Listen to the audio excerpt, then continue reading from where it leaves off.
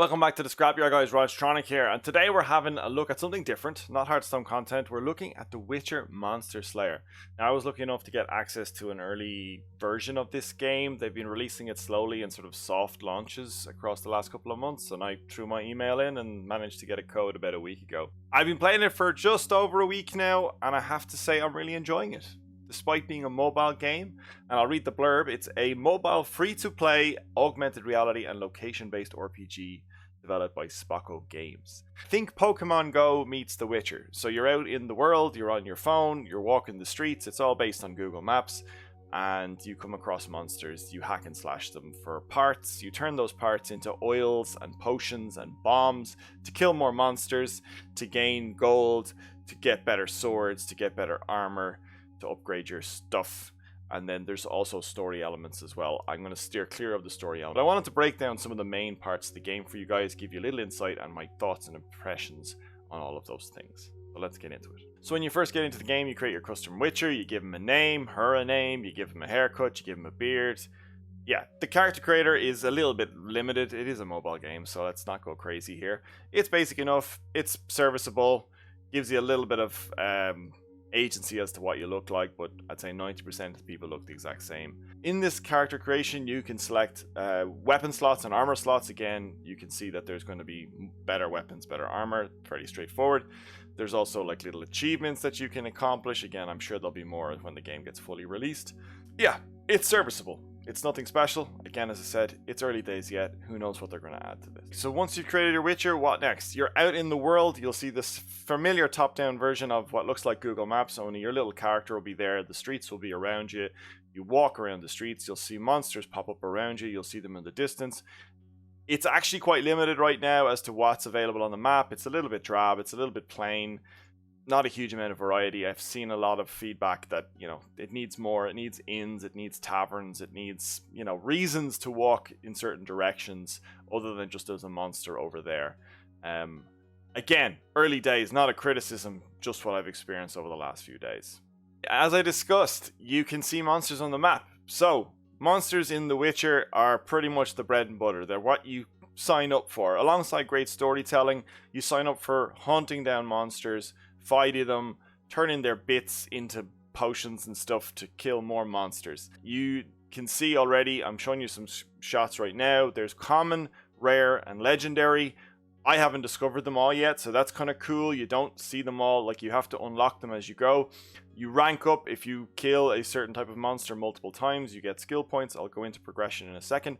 But the variety is there. It's really cool. As a cool function, you can click on each monster and view it in augmented reality. Again, a nice little sweet function that you can see how big they are and stuff in the real world. I really appreciate that little touch. Like I said, monster variety, The Witcher, it's there. What more could you want for? As I discussed, you get essentially materials. When you either pick them up off the ground, you'll see little green things on the ground that you like get herbs or green stuff. I can't remember what it's called. And then you beat up monsters, you get parts, you get eyeballs, you get claws, you get wings, you get all sorts of stuff that you then bring to your crafting station and then you craft. Now you get a basic crafting station, you know, as part of being a Witcher.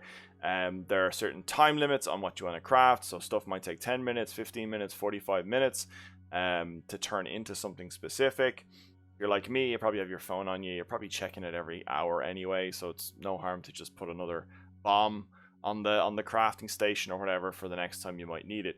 You can purchase additional crafting stations, and I will get to the economy closer to the end of the game. Stick around for my thoughts on the economy and how free to play it is. I accidentally spent money on a secondary crafting station, not reading the description that it had limited uses. So you can buy basic crafting stations that have 20 uses, or you can spend the real money and get a new crafting station that has unlimited uses. Again, up to you. We will get to the economy at the end of the video. So once you have your bombs and your oils and your potions, you're out in the world and you encounter monsters. What is the combat like? In my personal opinion, it is the best part of this game. I really do feel like this game has a skill ceiling. The monsters are not just walkovers. You don't just... so how it works is you flick your thumb to kind of swing your sword fast or slow. And depending on the monster's vulnerabilities, like fast, some monsters are vulnerable to fast swings, some are vulnerable to slower, heavier swings. You can use signs then, like, Ard and all these, fire and wind magic and things like that. There's timing involved. You have to block. Blocking doesn't necessarily mean that you block all damage, but you can block most of the damage, and then you can get perfect blocks, which prevent nearly all of the damage. But you can never prevent all of the damage. So even the most basic enemy, even if you block everything, can still do you damage. So you can't just hack your way through everything. And another incentive for not just hacking your way through everything and playing properly is you get bonus XP for perfect blocks, perfect critical strikes, time, applying the right oils. So the game actively rewards you for being good at the game, which is something I really, really appreciate. It's not like if I play it badly and you play it well, we both get the same XP. No, I get rewarded for being good at the game, which I really can appreciate it. Can't stress this enough. I think the best part about this whole game is the combat system. Can't wait to see what they add to it. Stacked on top of that then is once you get kills, once you kill monsters, you get experience, you level up. What do you do when you level up? Well, you have your combat tree, alchemy tree, and signs tree. So this is where you spend your money to kind of build out your Witcher and what sort of spec you want. Now, I'm early enough in the game and really haven't grinded enough to see what the end sort of skills are. But essentially, you upgrade, your light damage, your heavy damage, or your defensive abilities. In the alchemy, you upgrade your potion making and, effectiveness and things like that. And then in signs, you unlock new signs, or you increase the intensity of signs and things like that. Again, cool parts that, help you make you feel like it's an RPG, make you feel like you're progressing as a Witcher.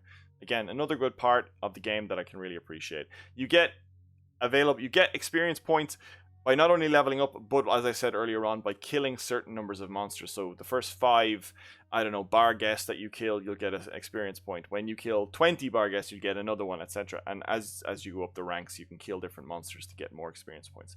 So it's not just focused around leveling, it's also focused around killing monsters too, which is cool.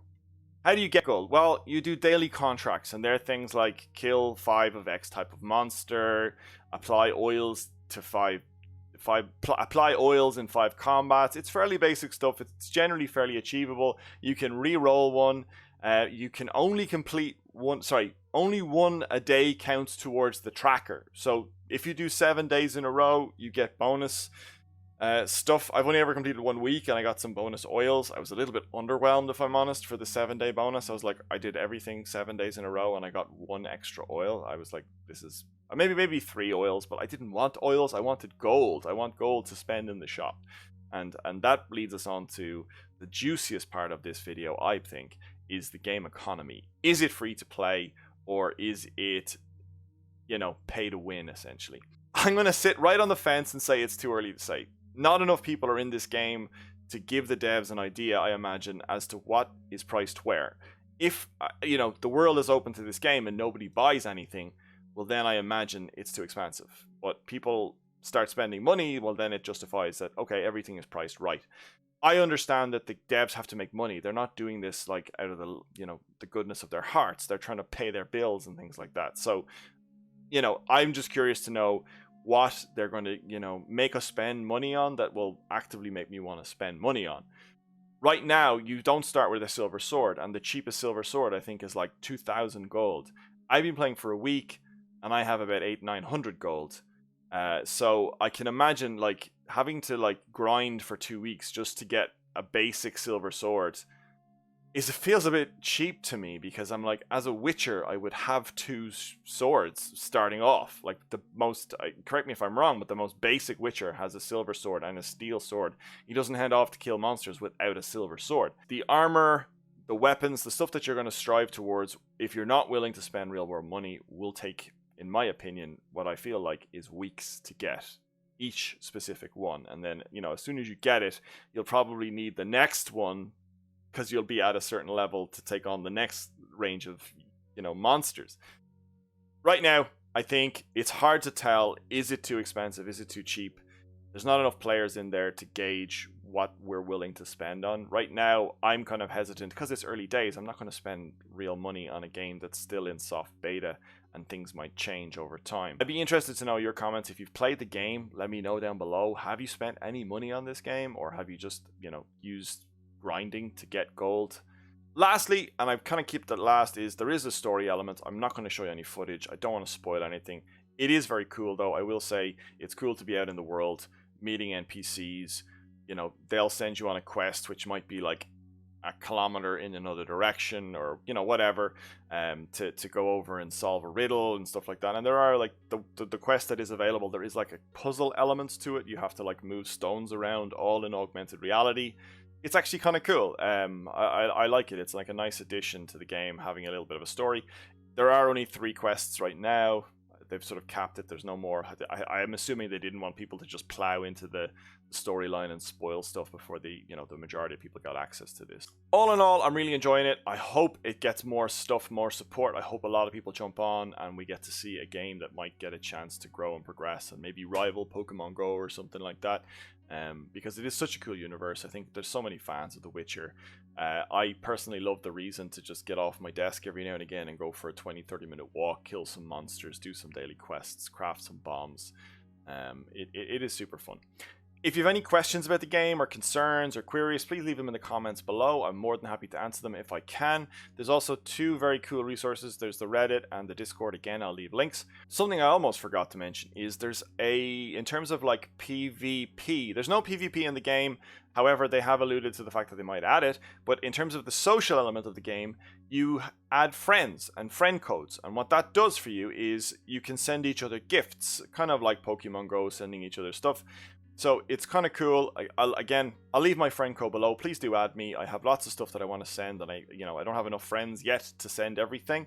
But it's such a cool way of getting resources, getting crafting resources, getting oils, getting just stuff to help you be a Witcher. And it's kind of cool to send each other stuff because you can't do anything with the little packs that you get. So you send them off to your mates and they benefit. As always, guys, if you like these videos, please do hit the like button. It really, really helps my discoverability. I think I'll make some more guides on this game. I kind of enjoy the combat element. And yeah, let me know how you're getting on. I'm really curious to know what other players are experiencing and how they're feeling with this game. See you in the next video. Bye. Guys and girls, thank you so much for watching my video. I really appreciate it. If you have the time, feel free to check out the other videos you might see on screen right now. Also, I'd greatly appreciate it if you could hit the thumbs up button. Also, subscribe if you want to see more good content like this. That good content may not be that good.